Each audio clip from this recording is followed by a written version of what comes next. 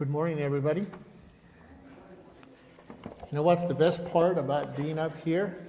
What? This.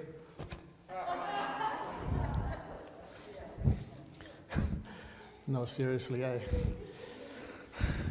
thought I was going to suffocate, but it's required and it's needed. It's definitely needed. So before we get started, I want to spend a little bit of time with you doing a little bit of an exercise. By now, you probably received a small piece of paper with 2 columns. And if you have not received that piece of paper, please raise your hand and one of the deacons will will hand one to you. So get ready, because we're going to spend a little bit of time doing this. I don't want to spend too much time because otherwise I'll get between you and lunch, and that's never a good thing. So what I want you to do is I want you to spend maybe 90 seconds of your time and think of 6 individuals in your life who you trust. But these 6 individuals should not be part of your immediate family.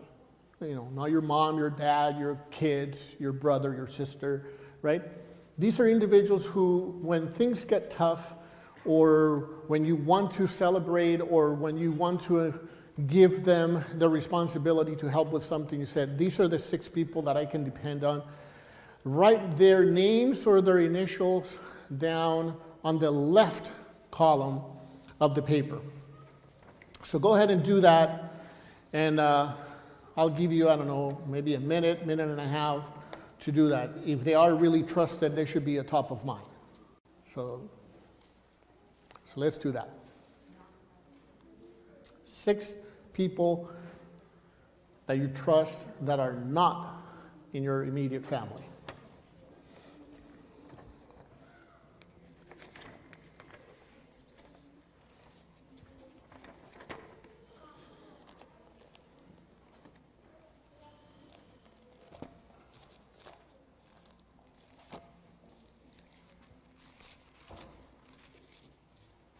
And for those of you that are online, maybe you want to follow along. I think it's going to be an interesting exercise.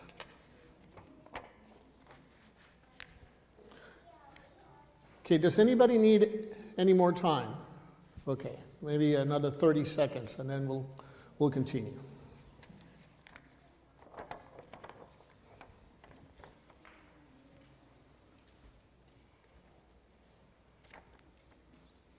Good to see you.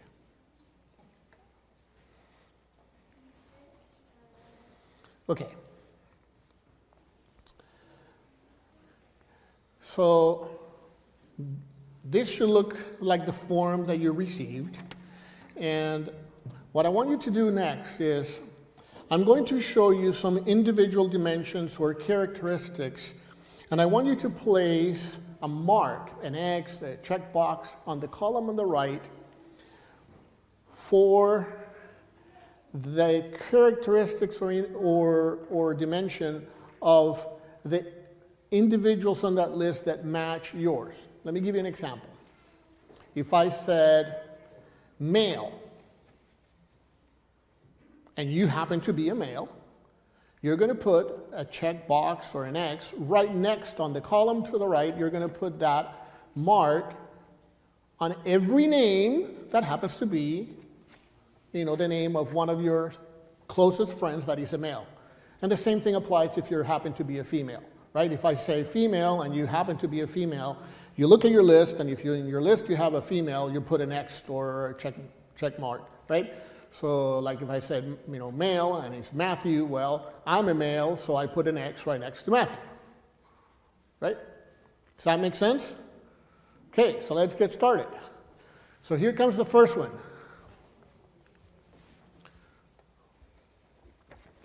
Gender.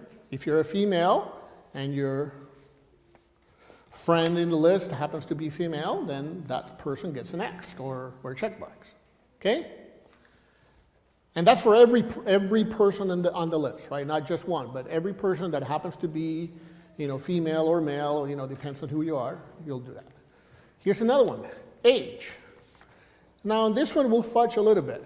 Not exact age, but very close. Let's say plus or minus 3 years, right? Okay? Yeah. Are we supposed to guess their age? I'm hoping that if these are close friends that you trust, right? You would kind of know about how old they are, right? So plus or minus 3 years, you should be able to tell your close friends is, plus or minus a few years than me, right? Here's another. Country of birth, right? If someone in that list is from the same country of birth as you, and he's in that trusted circle, you'll put an X through that. Race, ethnicity is the next one. If I'm Hispanic and I put people in my list that are Hispanic, right, then I put a checkbox right next to those individuals.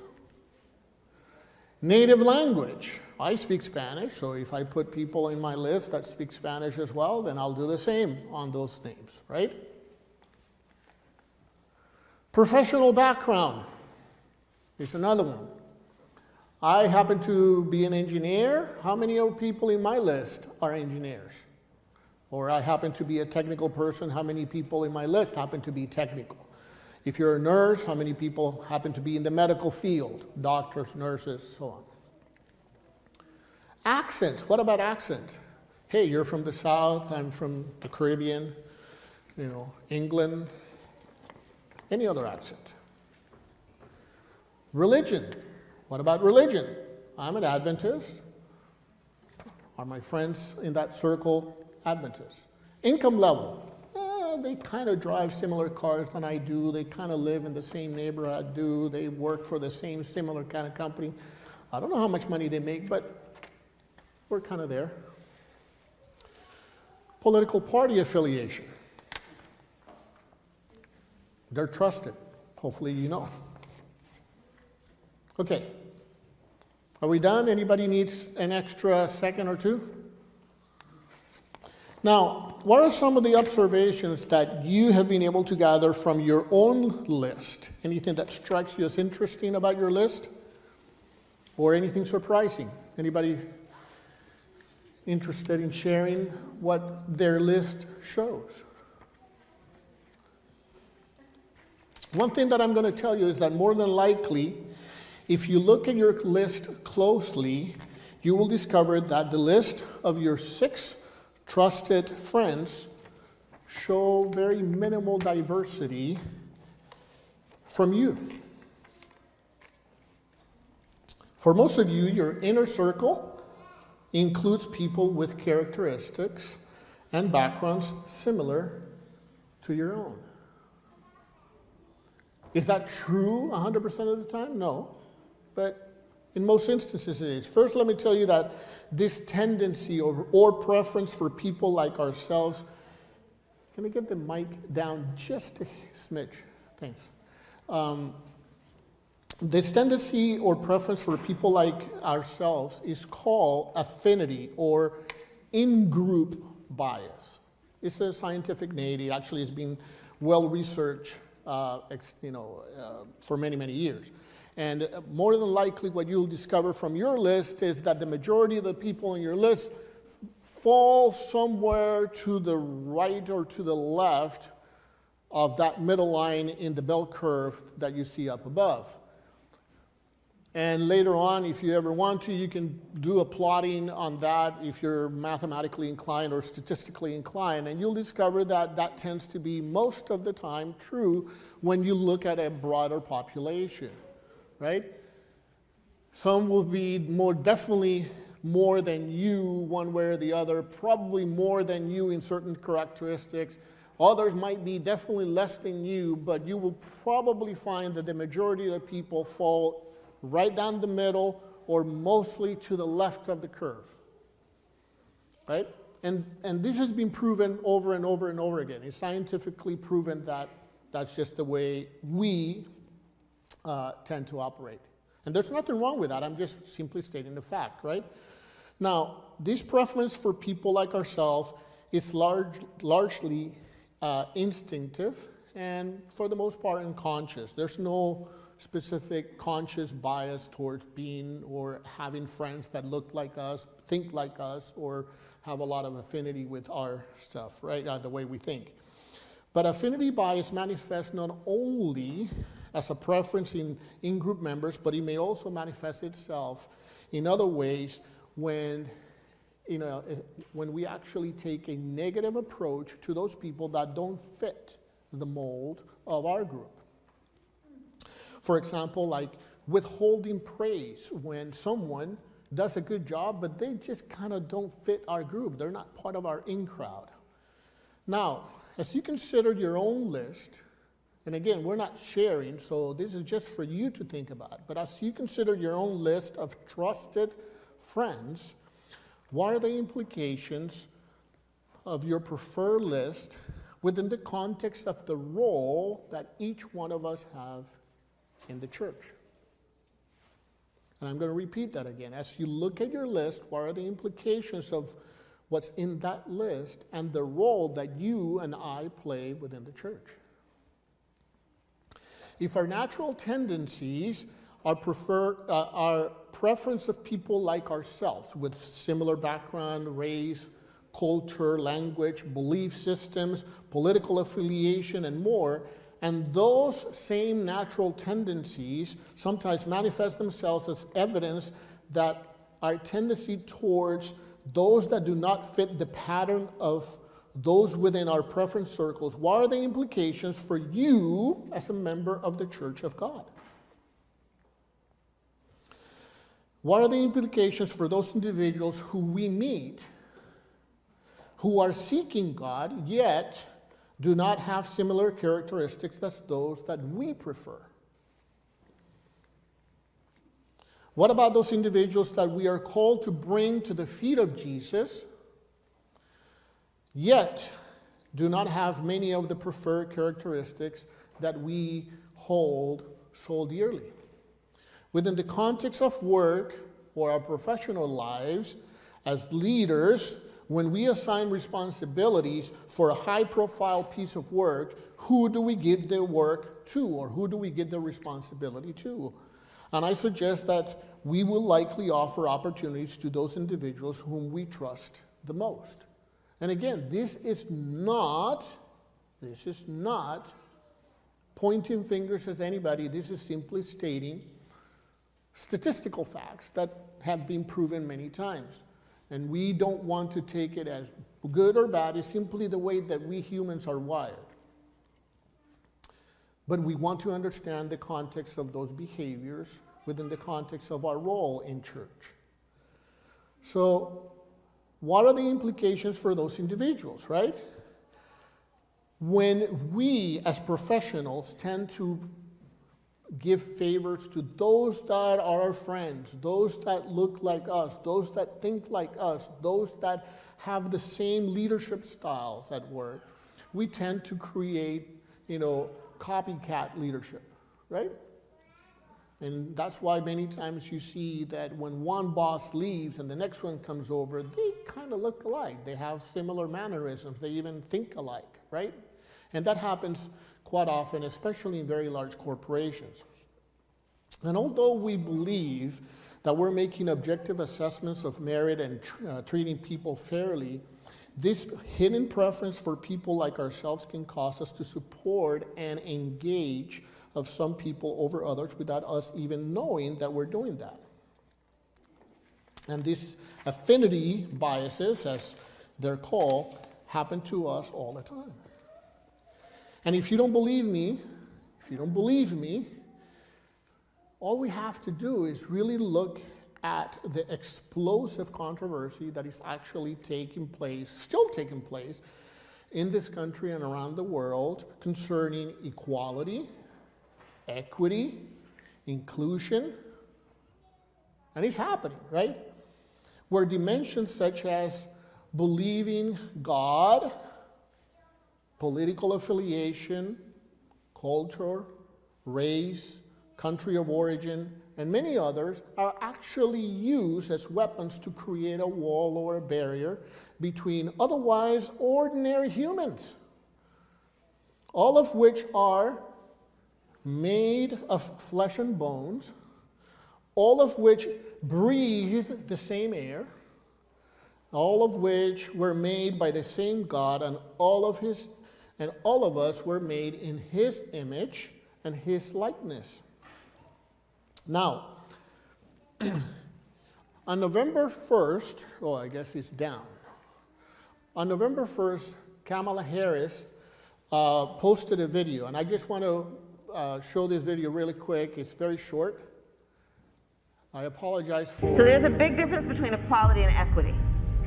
Equality suggests, everyone should get the same amount. The problem with that, not everybody's starting out from the same place. So if we're all getting the same amount, but you started out back there and I started out over here, we can get the same amount, but you're still going to be that far back behind me. So that everyone can be on equal footing and then compete on equal footing. There you go. Can we move forward to the next slide, please? So Christians may hear the words equity and equality, but how does the Bible define equity and equality, right? There we go. So I apologize, these are a lot of words, but equality, and this is a definition that I got from a university, Winston-Salem State University. They use it within the context of their education system. It says equality is typically defined as treating everyone the same and giving everyone access to the same opportunities. Meanwhile, equity refers to proportionally representation by race, by class, by gender in those same opportunities. And you can read the rest of the definition, right? You may also be familiar with some of the following images. I mean, you may have seen this before. And this image tends to depict, for those that want to get a more or a different perspective on what the difference between equality and equity is all about. But while these definitions and illustrations are helpful to an extent, they do not include, in my opinion, any perspective concerning the implications of equity and equality towards us as Christians. So, what does the Bible have to say about equity and equality? The Bible actually addresses both equity and equality as aspect of true justice. The Bible uses the word equity multiple times throughout the Bible. In the Old Testament, in any English translations, for example, in Psalms 99:4, it reads, "The king in his might loves justice. You have established equity and you have executed justice and righteousness in Jacob." So we know that the Bible uses those words in it. Here's another example in 2 Samuel chapter 8, verse 15. It reads, "So David reigned over all Israel, and David administered justice and equity to all his people." Right? So we know that those terms are in the Bible. Equity is an important part of biblical justice. However, it is not given an exact definition in the Bible. We don't know exactly what the Bible definition of that is. As a matter of fact, the main word for equity in the Bible, the word in Hebrew, mesarim, it conveys ideas like uprightness or straightness, levelness, fairness, truth, order, and things of that nature. And such definitions are very broad, but seem to capture the underlying core principle of justice and how God will judge a situation.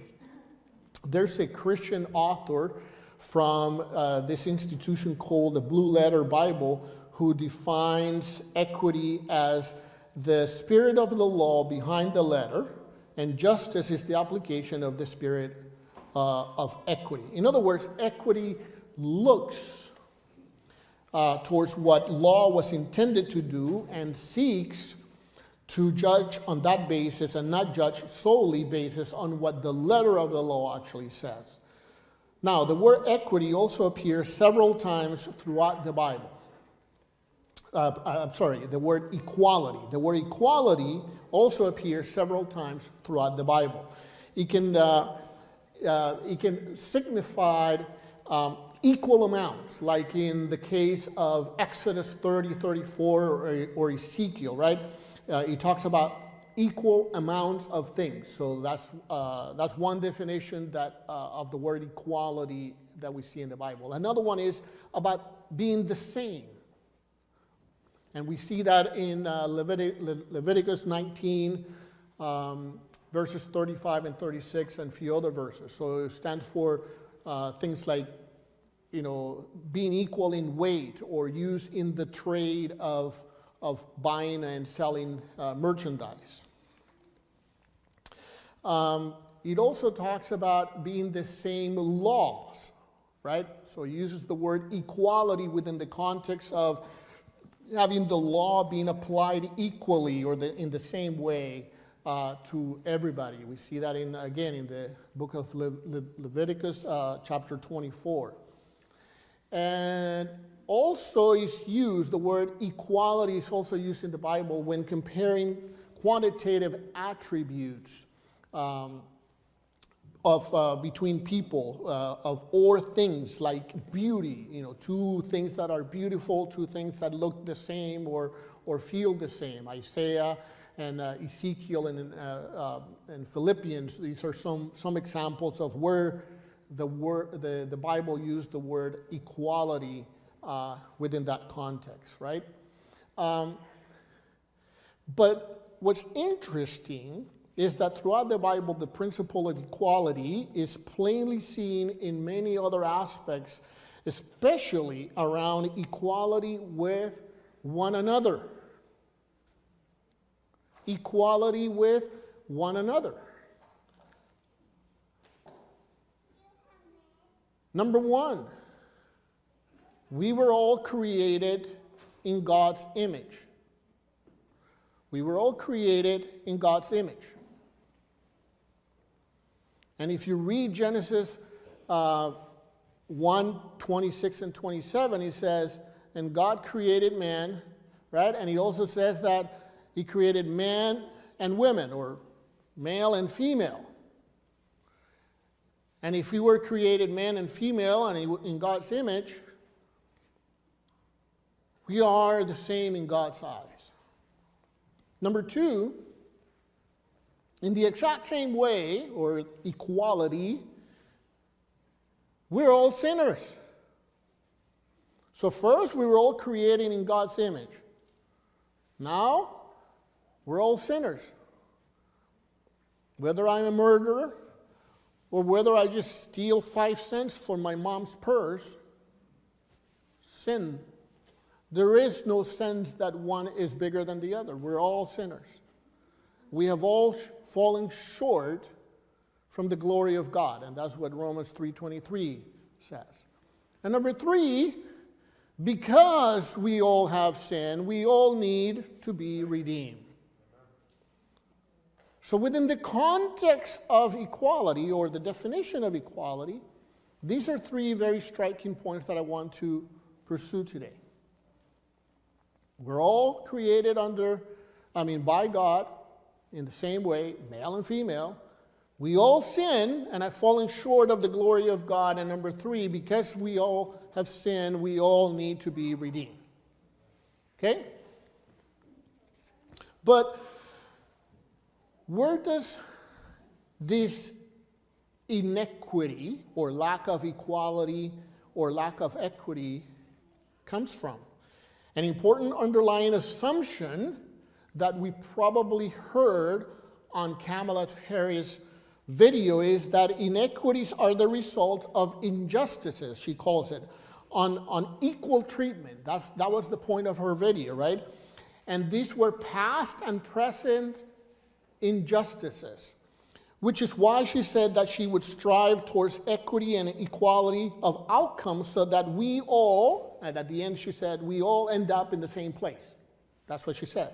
But my question is this true? Are these inequities that we see today in the 21st century, in this country, in this world, are these inequities the result of past and present injustices only? Or is there a more fundamental reason why we, and I'm including myself in that we practice consciously or unconsciously our own personalized form of inequity? Let me repeat that. Are these iniquities that we see in the world today? And by the way, I'm not mentioning any. And the reason I'm not mentioning any is because I don't have to. Because we all know there are all kinds of iniquities. And I'm not going to fall down the trap or the rabbit hole of choosing 2 or 3, because there are just too many. We all know many. So pick the one that you want and ask the question, is the reasons for those iniquities only because of something that may have happened in the past, or are there things that are happening today that perhaps I'm contributing to them today for those iniquities to take place? Right? And I would argue that the answer to this question is yes. There are things that are happening today. And more specifically, selfishness. Because selfishness is a more fundamental reason for the presence of these iniquities in our lives. Some other day, we can talk about what is the root of all evils. And some of you will tell me, well, the Bible says that the love of money is the root of all evil. And I will say, read it again, especially read it in the original language, and you'll discover that it actually says, is a root of many evils. But I would argue that selfishness is perhaps one of those roots of many evils, or most evils. Why? Because as Romans 3:23 clearly says, we have what? We have fallen, and we all have sinned. And therefore, we fall short of the glory of God. So we are all sinners. However, selfishness leads us to create various definitions of sin that fit our profile or our likeness, our circle, right? Our tendencies, our biases. And we apply those different definitions of sin to different individuals based on where they believe or don't believe, or act or don't act, or do or don't do, or look or don't look, or speak or don't speak like us. And again, we may do this unconsciously, yet we do it. But then, why attribute these practices to selfishness? That kind of doesn't make a lot of sense. Well, think about it. Just think about it for a second. Why would you want to make sure that I get considered to be in good standing with God while others may not? Right? Why? Well, perhaps I'm trying to save my own skin, therefore I'm trying to make myself look better than I really am. Now, you notice that I say trying. I didn't say actually making myself better, because no one can save themselves. So all you can do is pretend, and you try. Only God can save. Therefore, whatever we do to try to make ourselves look better is just that. It's a pretentious act. There are many Bible verses that explain how selfishness is something that we should avoid. More specifically, many of these verses provide a clear correlation between the root of many of our failures concerning equity, concerning equality and inclusion.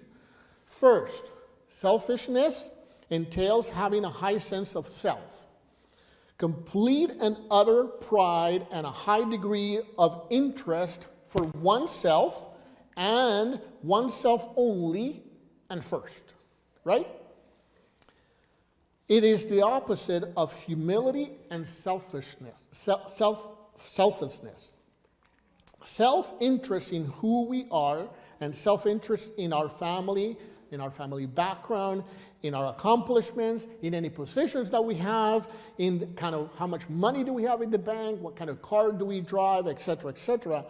All of this fit within the same category as in-group bias that we described, and we did the exercise right at the beginning. Because they make us feel safe. They make us feel comfortable. They make us feel secure, and frankly make us feel better about ourselves and our superiority when we compare ourselves with others. Now, does it make me feel better when I compare myself to someone I already trust and is in my inner circle? No. But it sure will make you feel better when you compare yourself against someone who perhaps is outside of that circle. Therefore, I go back to the question I asked at the beginning. What are the implications for you and I as Christians, right? We call ourselves Christians. We believe in Christ. We believe in God. But what are the implications of those behaviors when the role that we're playing is the role of someone sitting in the pew being the member of a church who is supposed to be attracting people to Christ? Not people that look like me, that behave like me, and that do the things that I do, but anybody. And that's the hard part, because it's easy to say anybody. Very easy. I can say it all day. Anybody. But who are we going to invite through the door? Is it going to be anybody? Well, he kind of have a weird smell. He hasn't taken a shower in days, and well, her teeth are kind of rotten. It looks like she does drugs. Well, I know that she was arrested for prostitution. And the list goes on, right? But why do we do that? Because we are protecting ourselves. We're being selfish about what I want and how I want to feel about doing or not doing something. So, how can we practice equity, equality, inclusion, or many of the buzzwords that we hear around in society today that we're not going to talk about within that context? We're going to talk about it within the context of the church. So in Philippians chapter 2, verses 3 and 4, the Bible has some interesting words to say about selfishness. It said, "Do nothing out of selfish ambition or vain conceit." Do nothing out of selfish ambition or vain conceit.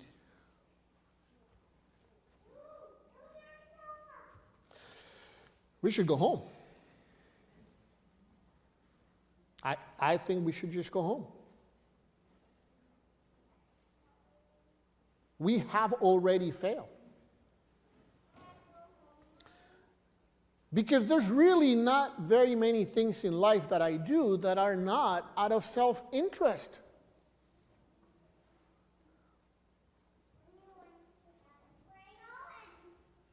No, it's not as bad as that. It's true that we're pretty much selfish, and everything that we do is for self-interest, but there's hope. 1 Corinthians chapter 10, verse 24, it says, we should stop looking out for our own interest and instead focus on the people living and breathing around us. Man, that's hard. Half the time I have a hard time, focus on my wife who's living and breathing around me. Or my kids who are living and breathing around me. Let alone look out for those and the interests of those who are outside of my own family. That's very hard to do. But that's what the Bible calls us to do. Now, getting back to a moment to what Kamala Harris' video says, without question, unequal treatment of the past, and whether that is slavery or whether it is the Native American story, whichever inequity you want to pick from whatever she was inferring on her video, that's true that those things led to a lot of inequity today. But to acknowledge this simply recognizes, that's all it is doing, it's recognizing the pervasiveness of sin on the human condition in early social structures. But from a biblical perspective, while we can acknowledge that the effects of past sin on present disparities, it would be an incomplete story to say that all the inequities come from the same place.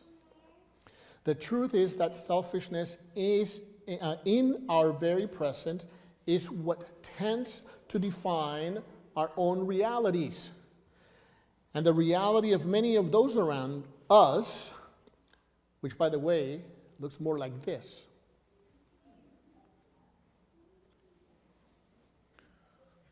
We talk about equality and equity, but the reality is that it's really more like what it is there on the right-hand side. That's the sad reality. Whether he's at home, who's going to watch which TV show when because it's my turn, or whether he's at work, who I'm going to backstab because I want that position and that role should have been mine and I work harder than this other person for that job, or whether he's at church. This person doesn't look like me, doesn't believe what I believe. I read this verse and this verse says X. Therefore, no, I can't possibly be loving this person.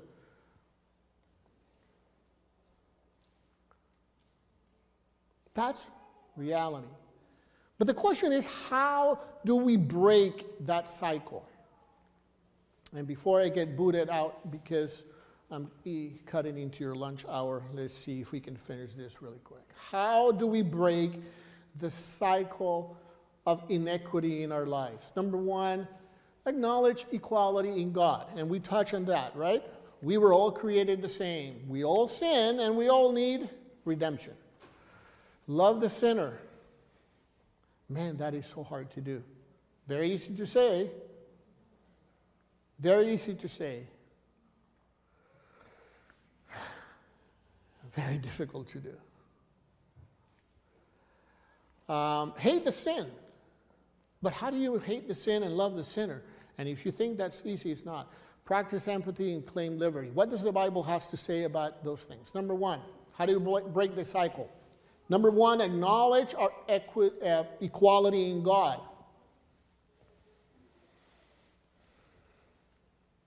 Right? We read Genesis 1, 26 and 27. We were all created by the same God in the same image.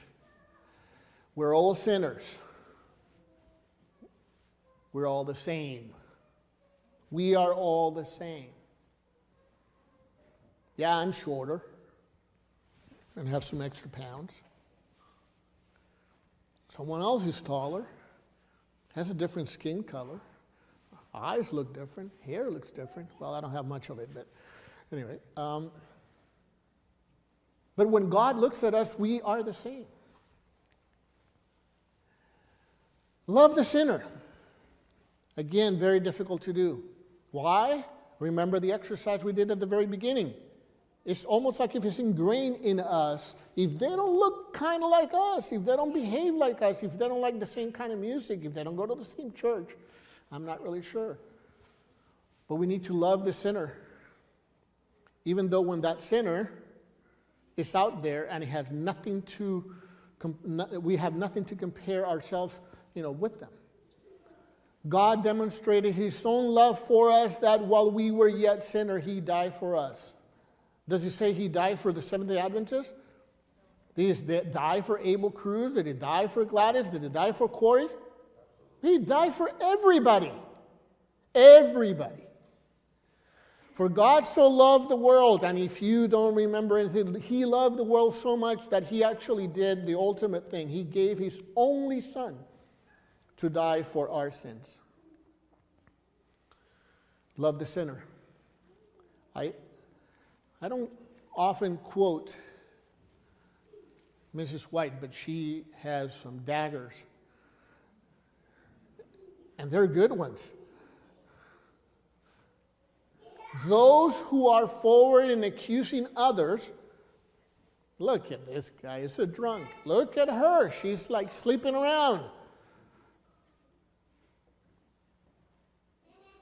Those who are forward in accusing others and zealous in bringing them to justice are often in their own lives more guilty than they are. I think I've said this before and I'll say again. When I preach, I always try to preach to me. And I can tell you, I am as guilty as anybody. Christian love is slow to censor, quick to discern, patience, ready to forgive, to encourage, to set the wonder in the path of holiness, and to say, his feet therein. To stay his feet therein. Love the sinner is so hard to do. It's not ingrained in us. If they don't look like us, if they don't speak like us, if they don't go to the same church like us, if they don't read the same Bible, if they don't follow the same politicians in government, are you sure, Lord? Do I really have to? Love the sinner. Hate the sin. Now, what does that really mean, hate the sin? It most definitely doesn't mean hate the sinner, because then it contradicts what we just talked about. So hate the sin must be very specific. It's got to be about the sin, the wrongdoing. But what's interesting is it my wrongdoing, or is it God's wrongdoing? I come from a very conservative family, very conservative country. Good thing that I can live here now, because those watching me online will probably write me off my own church back home, right? It's not about the pants for the woman. It's not about the makeup. It's not about the earrings. It's not about all the stupid things that we as humans want to put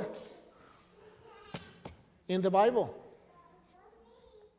So when he says, hate the sin, make sure that it's the sin that is not your interpretation of sin, or that is not your own cultural bias, or your own upbringing, or something else. Now, I know that I, at any moment, can make the very next step and drown in my own words here. But that's not my intention. My intention is to at least let us acknowledge that many times we actually put a lot of weight into things that are nothing more than human-created practices or beliefs. Hate the sin. To hate and reprove sin, and at the same time to show pity and tenderness. Pity and tenderness for the sinner is a very difficult attainment. Even Sister White acknowledges that, so it's important to keep that in mind. There is a need of showing Christ-like patience and love for the erring one. And what do we read in Romans 3:23? Who is the erring one? All of us. All of us.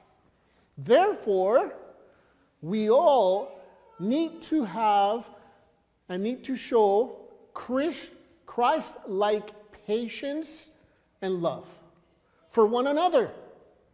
Whether they look like me, with a suit that I only wear once a year, or the guy that happens to walk through the door who hasn't taken a shower in 3 weeks, who is homeless, maybe reeks of alcohol, but he's seeking God. How do we break the cycle? Seek and practice empathy. I didn't know much about this word until Satya Nadella, who is the CEO of Microsoft, explained it in his book. It really took a completely different meaning for me.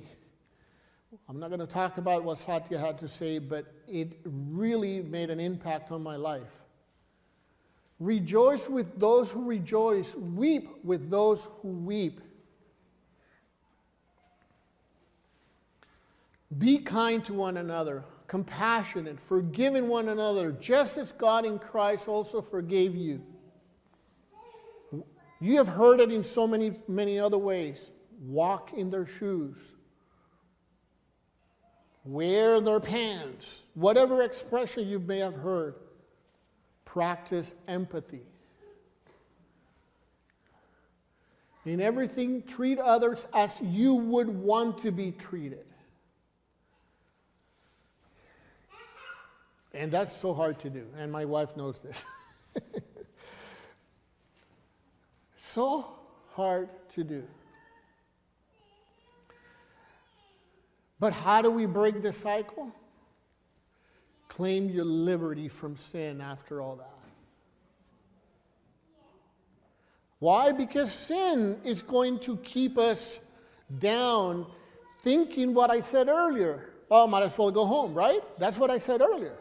Might as well go home. Why? Because I've already failed. I already made a mess out of my life. But no. If I remember that I was made in God's image, yes, I sin, I still do, and therefore I need salvation. And if I remember that my wife, my friend, the one outside, the person down the street, the one that doesn't look like me, the one that thinks differently, the one that doesn't follow the same political party that I do, was also created by God. Also sin, and also needs redemption. Therefore, we're equal. Let's practice that empathy. Let's walk in their shoes. Let them walk in my shoes. Let's practice empathy with one another. So, if the Son sets you free, you will be free indeed. Because what? You will put your heart and your mind in the only one that can give you that peace, and that's Jesus Christ. And therefore, there is what? There is now no condemnation for the sin that I commit when I discriminate, when I don't follow that equality, when I don't have that love or empathy for those around me because they don't look like me, they don't behave like me, or whatever other reason. There is no condemnation when I put my life in Jesus because of what? The law of the Spirit of life in Christ Jesus has set me and you free.